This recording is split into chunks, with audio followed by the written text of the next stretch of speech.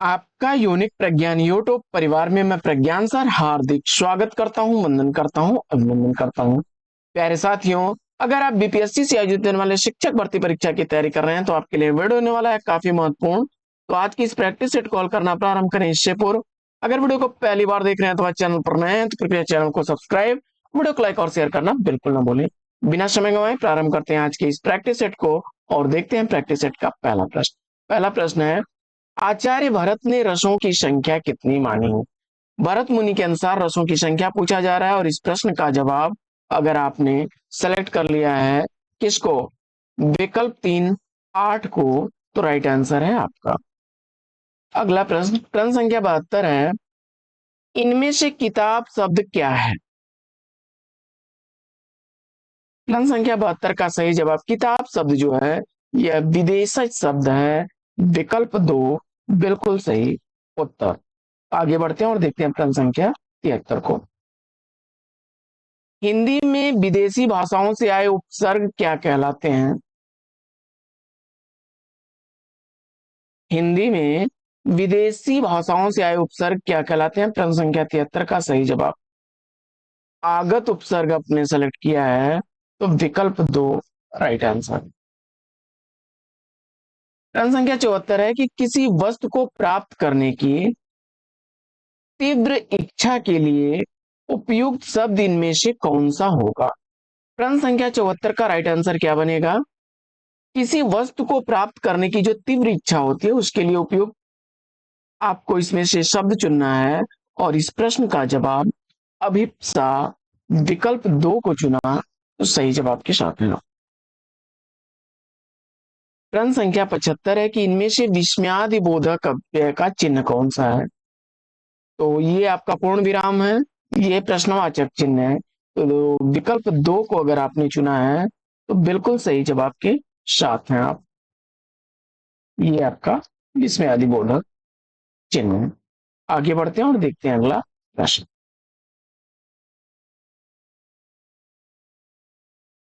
प्रश्न संख्या 76 है कि निम्नलिखित में से कौन सी पुस्तक विजय तेंदुलकर की रचना नहीं है? विजय तेंदुलकर की इसमें से कौन सी रचना नहीं है, इसका आपको जवाब बताना है और प्रश्न संख्या 76 का राइट आंसर विकल्प 1 को अगर आपने सेलेक्ट कर लिया है तो राइट आंसर है। प्रश्न संख्या 77, काठ होना मुहावरे का इसमें से क्या अर्थ है? तो काठ होना मुहावरे का अर्थ आपने स्तब्ध होना विकल्प 3 को चुन लिया, सही जवाब के साथ में। आगे बढ़ते हैं और देखते हैं अगला प्रश्न। प्रश्न संख्या 78 है कि इनमें से कौन सा शब्द संयोग का विपरीतार्थक है? प्रश्न संख्या 78 का सही जवाब संयोग का विपरीतार्थक यानी विलोम आपने वियोग को चुन लिया, तो विकल्प 3 बिल्कुल सही जवाब। अगला प्रश्न है कि इनमें से कौन सी बोली सामान्यतः उत्तर प्रदेश में नहीं बोली जाती है? और इस प्रश्न का जवाब आपने चयनित किया होगा किसको, मैथिली को, तो बिल्कुल सही जवाब मैथिली, मगही, भोजपुरी ये सब बिहारी हिंदी की बोलियां हैं, विकल्प 3 राइट आंसर। आगे बढ़ते हैं और देखते हैं अगला प्रश्न।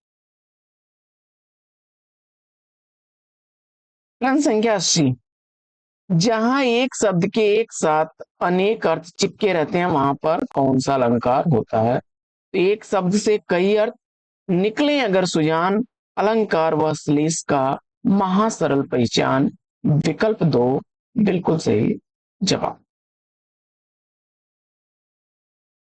अगला प्रश्न, प्रश्न संख्या 81, प्रतीप अलंकार इसमें से किससे संबंधित है?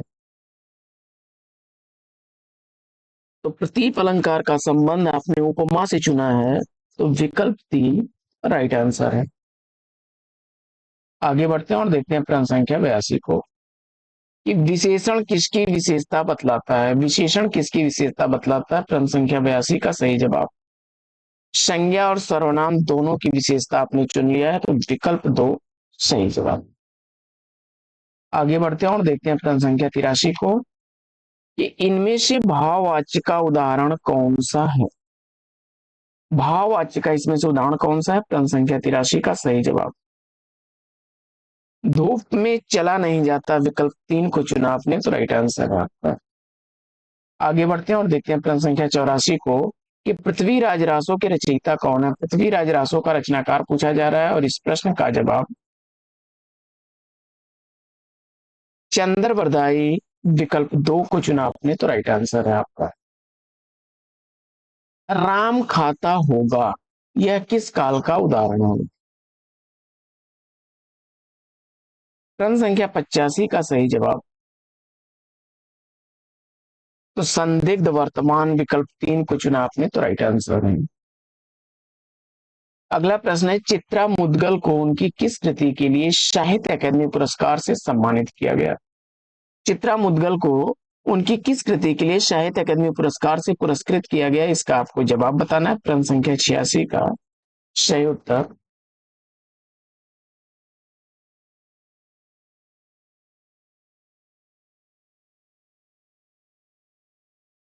साहित्य अकादमी पुरस्कार से सम्मानित चित्रा मुदगल की रचना है post box number 203, Nala Sopara. आगे प्रश्न संख्या 87 है कि ब्रज भाषा इसमें से किस रूप में सर्वाधिक प्रसिद्ध है? प्रश्न संख्या 87 का सही जवाब काव्य भाषा को चुना आपने, तो विकल्प 1 राइट आंसर है। अगला प्रश्न है कि चोर उठ भागा यह वाक्य किस क्रिया का उदाहरण है? प्रश्न संख्या 88 का सही जवाब परोकालिक क्रिया, विकल्प 3 को चुना आपने, तो राइट आंसर है। आगे बढ़ते हैं और देखते हैं प्रश्न संख्या 89 को, कि हम ताजमहल देखने जाएंगे, इसमें से कौन सा सर्वनाम है? प्रश्न संख्या 89 का सही जवाब पुरुषवाचक सर्वनाम, विकल्प 2 को चुना आपने, तो राइट आंसर है। अगला प्रश्न है, सुई और तांगे के बीच में कविता किस रचनाकार की है?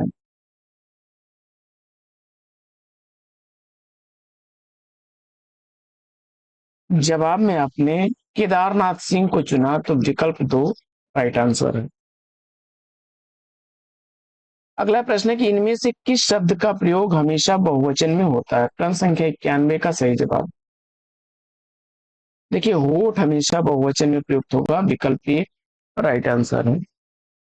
आगे बढ़ते हैं और देखते हैं अगला प्रश्न। प्रश्न संख्या 92, प्रश्न संख्या 92 है कि अरे तुम आ गए, इसमें अरे जो है के बाद कौन सा चिन्ह प्रयोग किया गया है, यानी यह चिन्ह कौन सा है? जवाब में आपने विस्मयादि बोधक को चुना, तो विकल्प 1 राइट आंसर है। आगे बढ़ते हैं और देखते हैं अगला प्रश्न।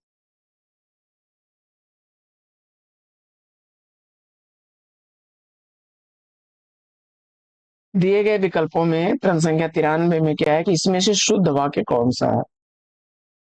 तो शुद्ध वर्तनी वाला शब्द इसमें से आपने विकल्प 3 को चुना, राष्ट्रीय, तो राइट आंसर है। आगे बढ़ते हैं और देखते हैं प्रश्न संख्या 94 है कि रस के कितने अवयव हैं? रस के कितने अवयव हैं? जवाब में 4 अवयव, विकल्प 3 को चुन लिया आपने, तो राइट आंसर है आपका। आगे बढ़ते हैं और देखते हैं प्रश्न संख्या 95 को, कि इनमें से कौन सा शब्द घर का पर्यायवाची नहीं है? प्रश्न संख्या 95 का सही उत्तर प्रवास को चुना आपने, तो विकल्प 3 राइट आंसर है। प्रश्न संख्या 96, हरी घास पर क्षण भर कविता संग्रह के रचनाकार निम्नलिखित में से कौन है? हरी घास पर क्षण भर कविता संग्रह के रचनाकार कौन है? उत्तर में अज्ञेय को चुन लिया आपने, तो विकल्प 2 राइट आंसर है आपका। अगला प्रश्न, प्रश्न संख्या 97 है कि इनमें से किस शब्द का अर्थ ऐतराज भी है? प्रश्न संख्या 97 का राइट आंसर ऐतराज के लिए इसमें आपने आपत्ति को चुना है, तो ऐतराज आपत्ति, विकल्प 3 राइट आंसर है। अगला प्रश्न है कि घनाक्षरी कौन सा छंद है? प्रश्न संख्या 98 का सही जवाब वाणिक छंद, विकल्प 2 को चुना, तो राइट आंसर। अगला प्रश्न है कि रोला और उलाला से मिलकर कौन सा छंद बनता है? प्रश्न संख्या 99 का सही जवाब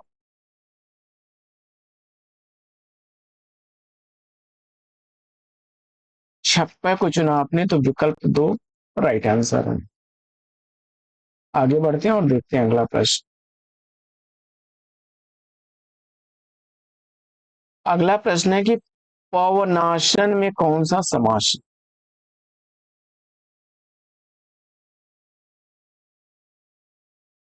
जवाब में बहुब्रीहि समास, विकल्प दो राइट आंसर।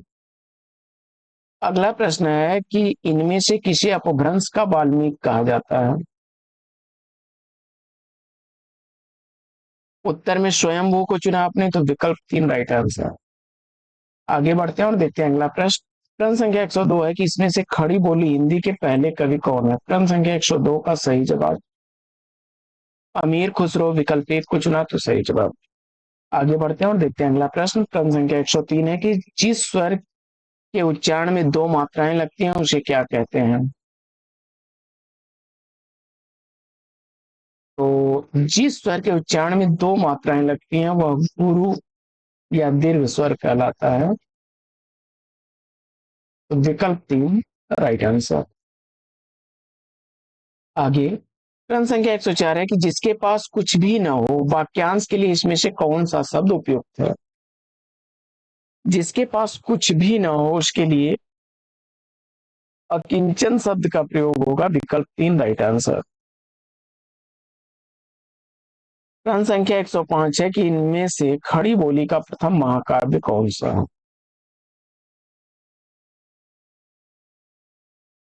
जवाब में आपने प्रिय प्रवास को चुना तो विकल्प दो राइट आंसर है। प्रश्न संख्या 106 है कि निम्न में से कौन सा तद्भव शब्द नहीं है? प्रश्न संख्या 106 का सही जवाब निष्ठुर, विकल्प एक को चुना आपने तो राइट आंसर है।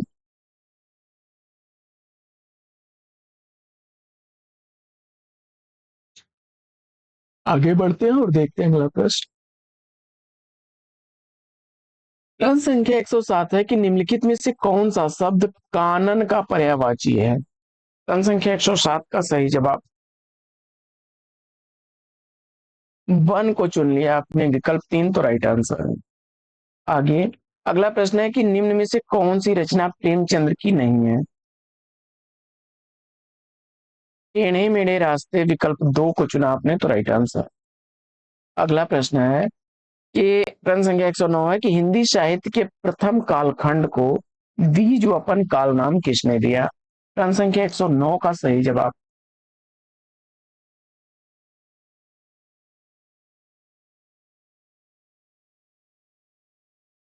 सही उत्तर मुझे उम्मीद है कि आपने महावीर प्रसाद द्विवेदी जी को चुना होगा तो विकल्प तीन राइट आंसर।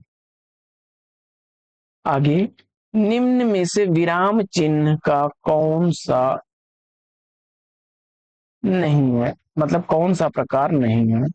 प्रश्न संख्या 110 का सही जवाब तो विवरण चिन्ह और लाघव चिन्ह ये तो होते हैं, विकल्प तीन को चुन लिया आपने तो बिल्कुल सही जवाब विकल्प तीन। अगला प्रश्न, राम आम खाता है इस वाक्य में क्रिया का कौन सा प्रकार है? यह सकर्मक क्रिया का उदाहरण है। राम खाता है, राम क्या खाता है? जवाब मिल गया आम। तो क्या करके प्रश्न करने पर जो उत्तर आता है वह कर्म होता है तो यह सकर्मक क्रिया है, विकल्प एक राइट आंसर। अगला प्रश्न है कि इनमें से अंगरखा शब्द क्या है? और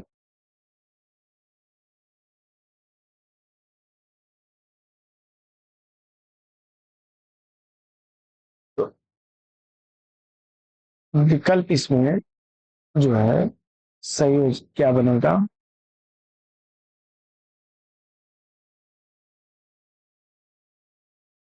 इस प्रश्न का सही जवाब आपका बनेगा, देखिए यह जो है देशज शब्द भी है और तद्भव भी है तो विकल्प चार इसका राइट आंसर। अगला प्रश्न अगला प्रश्न है कि निम्नलिखित में से किसे ज्ञानपीठ पुरस्कार प्राप्त नहीं है? तो नरेश मेहता और महादेवी वर्मा को ज्ञानपीठ पुरस्कार मिला है जवाब विकल्प 3 इसका सही जवाब हो जाएगा। आगे बढ़ते हैं और देखते हैं अगला प्रश्न।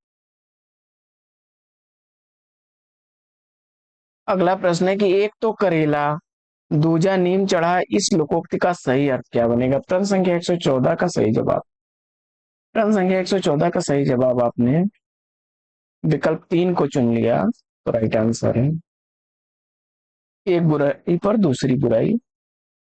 अगला प्रश्न है कि सुन केवट के बैन प्रेम लपटे अटपटे, अब बिहसे करुणा ऐन चितई जानकी लखन तन में कौन सा छंद है? यह सोरठा छंद का उदाहरण है, विकल्प 2 सही जवाब। अगला प्रश्न है कि कविता को भाव योग किसने कहा है? प्रश्न संख्या 116 का सही जवाब आचार्य रामचंद्र शुक्ल को चुन लिया आपने तो विकल्प 1 राइट आंसर है। अगला प्रश्न है कि निम्नलिखित में से कौन सा शब्द उत्कर्ष का विलोम है? प्रश्न संख्या 117 का सही जवाब।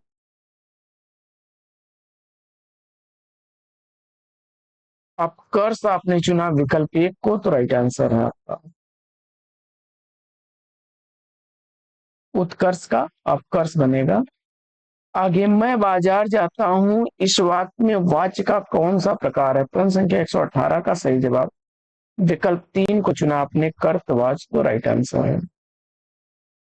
आगे बढ़ते हैं और देखते हैं अगला प्रश्न। प्रश्न संख्या 119 है कि अपभ्रंश भाषा का काल कौन सा है? प्रश्न संख्या 119 का सही जवाब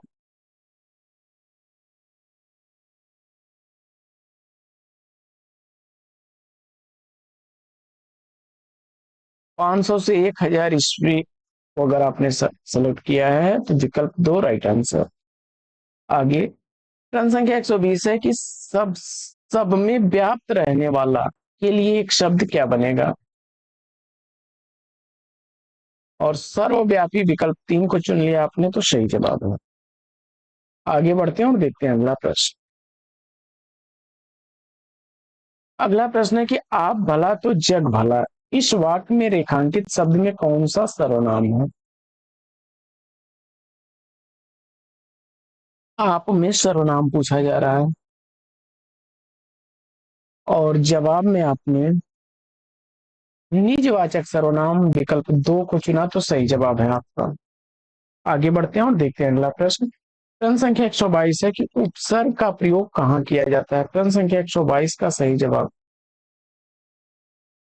शब्द के आदि में विकल्प 3 को चुना तो राइट आंसर है। अगला प्रश्न है कि निम्नलिखित में से कौन सा शब्द स्त्रीलिंग है? प्रश्न संख्या 123 का सही जवाब झील को चुना आपने तो विकल्प 3 राइट आंसर। अगला प्रश्न है कि भारत का प्रथम समाचार पत्र कौन सा था?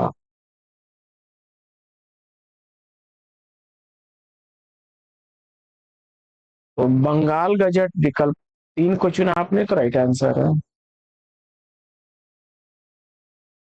आगे बढ़ते हैं और देखते हैं अगला प्रश्न। अगला प्रश्न है कि निम्नलिखित में से कौन सी भाषा भारोपी परिवार की नहीं है? प्रश्न संख्या 125 का सही जवाब मलयालम को चुन लिया आपने तो विकल्प 3 राइट आंसर। अगला प्रश्न है कि जैसे वह आया वैसे ही चला गया, इस वाक्य में अधोरेखित शब्दों का सर्वनाम का प्रकार लिखिए। प्रश्न संख्या 126 का सही जवाब संबंधवाचक सर्वनाम विकल्प 2 को चुना तो राइट आंसर है आपका। आगे बिहारी हिंदी की बोली का नाम है तो मैथिली, मगही और भोजपुरी।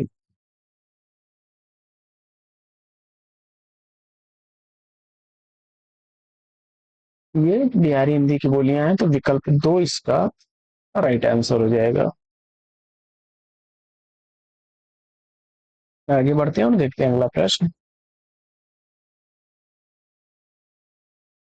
प्रश्न संख्या 128 है कि खुमान रासो किसकी प्रसिद्ध रचना है? प्रश्न संख्या 128 का सही जवाब दलपत विजय विकल्प 3 सही उत्तर। अगला प्रश्न है कि बीती विभावरी जागरी अंबर पनघट में डुबो रही तारा घट उषा नागरी में कौन सा अलंकार है? प्रश्न संख्या 129 का सही जवाब रूपक अलंकार, विकल्प 3 को चुन लिया आपने, तो सही जवाब है। अगला प्रश्न है प्रश्न संख्या 130 की निम्नलिखित में से किस वाक्य में भाववाची का प्रयोग हुआ है? प्रश्न संख्या 130 का सही जवाब दादी से चला नहीं जाता, विकल्प 1 को चुना तो राइट आंसर है। अगला प्रश्न है कि गोरी सोवे सेज पर मुख पर डारे केस अचल घर खुसरो आपनो रैन भई चहु देश। तो इसमें पूछा जा रहा है कि यह किसका प्रसिद्ध कथन है? गोरी सोवे सेज पर अब मुख पर डारे केस चल खुसरो घरे आपनो रैन भई चहु देश। यह पंक्तियां किसकी हैं? अमीर खुसरो उत्तर चुन करके आपने सही जवाब दिया है। अगला प्रश्न है कि निम्न में से कौन सा शब्द तत्सम है? प्रश्न संख्या 132 का सही जवाब चयनित करना है आपको। दिए गए विकल्पों में कौन सा शब्द तत्सम है? प्रश्न संख्या 132 का सही जवाब विकल्प 1 को चुन लिया आपने, तो राइट आंसर है। अगला प्रश्न है कि यथाशक्ति में कौन सा समास है? यथाशक्ति में समास पूछा जा रहा है। प्रश्न संख्या 135 का सही जवाब अव्ययी भाव समास, काफी रिपीटेड प्रश्न है। अगला प्रश्न आगे प्रश्न संख्या 134 से 142 तक के प्रश्न जो है गद्यांश पर आधारित हैं। फटाफट गद्यांश को देख लेते हैं। यदि मनुष्य और पशु के बीच कोई अंतर है तो केवल इतना कि मनुष्य के भीतर विवेक है और पशु विवेकहीन है। इसी विवेक के कारण मनुष्य को यह बोध रहता है कि क्या अच्छा है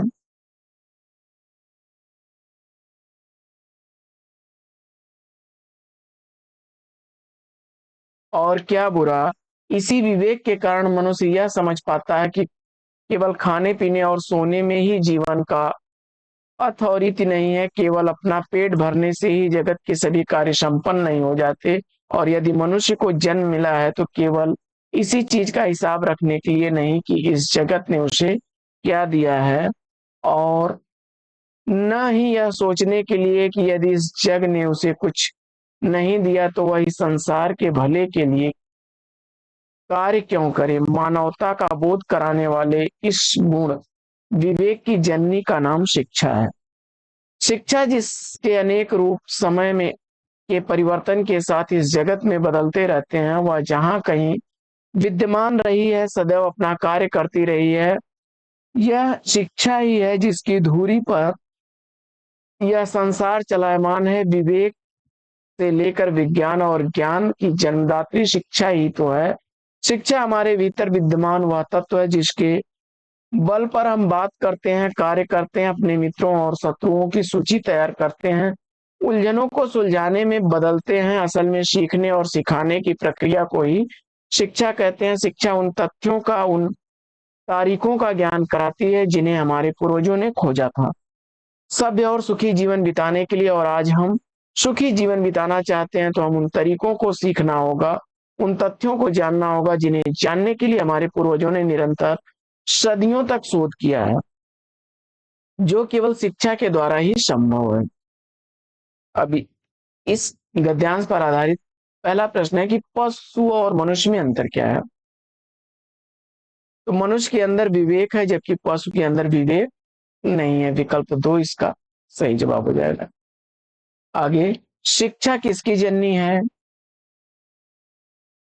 तो विवेक की जननी है, विवेक विकल्प 1 राइट आंसर है। आगे बढ़ते हैं और देखते हैं अगला प्रश्न। अगला प्रश्न है कि शिक्षा ऐसा तत्व है जिसके बल पर हम क्या करते हैं? तो इसमें जो है विकल्प 4 सही हो जाएगा, 1 से अधिक। अगला प्रश्न अगला प्रश्न है कि शिक्षा के द्वारा क्या संभव है? तो दिए गए विकल्पों में आपने सुखी जीवन बिताने के तरीकों एवं तथ्यों की जानकारी, विकल्प 3 राइट आंसर हो जाएगा। अगला प्रश्न है कि इस गद्यांश का उचित शीर्षक क्या होगा?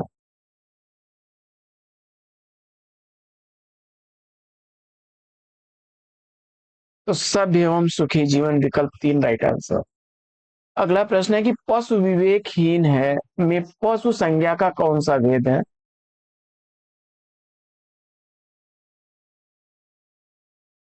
तो जातिवाचक संज्ञा है, विकल्प 2 सही जवाब। अगला प्रश्न है कि अथ और इति का शब्दार्थ क्रमशः क्या होगा? अथ यानी आरंभ, इति यानी समाप्ति, विकल्प 1 राइट आंसर। अगला है कि जन्मदात्री का समास विग्रह क्या होगा?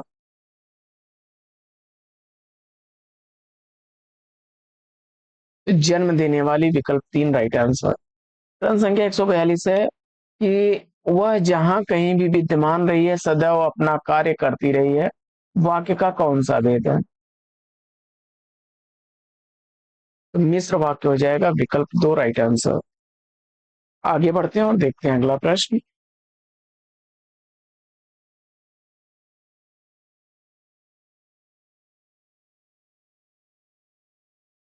प्रश्न संख्या 143 से 138 तक के प्रश्न गद्यांश पर आधारित हैं। गद्यांश को पढ़ते हैं हम लोग। कृतज्ञता की भावना में सुख की अनुभूति होती है, जहां कृतज्ञता है वहां सुख है। जहां कृतज्ञता नहीं है वहां सुख नहीं है। कृतज्ञता का भाव सुख का भाव है। हमें सुख तभी मिलता है जब हम कृतज्ञ होते हैं। सुख की प्राप्ति के कृतज्ञता वाली बात बड़ी महत्वपूर्ण है। यहाँ पर दो बातें और समझने वाली हैं। पहली बात, कृतज्ञता किसके प्रति है, और यह महत्वपूर्ण नहीं, यह महत्वपूर्ण नहीं कि पुत्र अपने पिता के प्रति कृतज्ञ हो सकता है, पिता अपने पुत्र के प्रति कृतज्ञ हो सकता है। आपकी कृतज्ञता गुरु के प्रति हो सकती है, आपकी कृतज्ञता मालिक के प्रति हो सकती है, आपकी कृतज्ञता नौकर के प्रति हो सकती है, पति अपनी पत्नी के प्रति कृतज्ञ हो सकता है, पत्नी अपने पति के प्रति कृतज्ञ हो सकती है। आपकी कृतज्ञता किसी पत्थर के प्रति हो सकती है, किसी नदी के प्रति हो सकती है, किसी पुस्तक के प्रति हो सकती है, किसी ग्रंथ के प्रति हो सकती है। कृतज्ञता आपके मन की भावना है और इस भावना में ही सुख है, इस भावना में ही देवता है। आचार्य चाणक्य ने लिखा है, देवता न काष्ठ में है न पत्थर की मूर्ति में है, देवता केवल भावना में रहते हैं, इसलिए भावना ही सब कुछ है। कृतज्ञता तो आपकी अपनी आवश्यकता है। कृतज्ञता की भावना हमें सुख देती है। हमारे आभार का प्रदर्शन इस भावना को जगाने की प्रक्रिया है। प्रश्न संख्या 143 है कि कृतज्ञता की भावना से किसकी अनुभूति होती है? जवाब हो जाएगा सुख की। अगला प्रश्न है कि हम किसके प्रति कृतज्ञ नहीं होते हैं? चोर के प्रति, विकल्प 3 राइट आंसर। पिता के प्रति हो सकते हैं, पत्नी के प्रति हो सकते हैं। अगला प्रश्न है कि चाणक्य के अनुसार देवता किसमें वास करते हैं? तो जवाब हो जाएगा भावना में। आगे बढ़ते हैं और देखते हैं अगला प्रश्न।